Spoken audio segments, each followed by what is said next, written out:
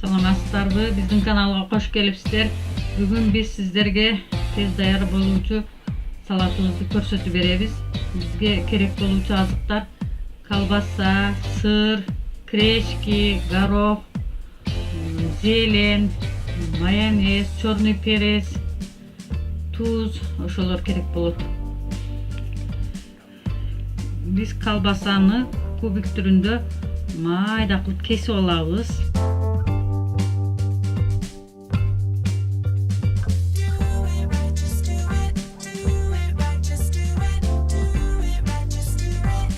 Колбасаны кубик түрүндө турап майдалап алдык. Салабыз. Сырды да кубик түрүндө турап алабыз, майдалап.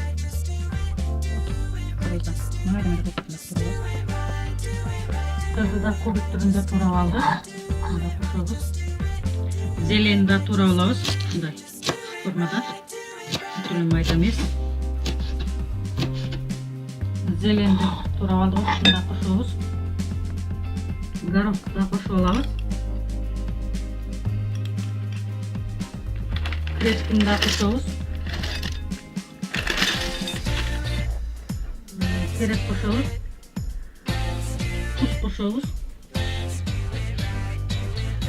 Майонез кошобуз.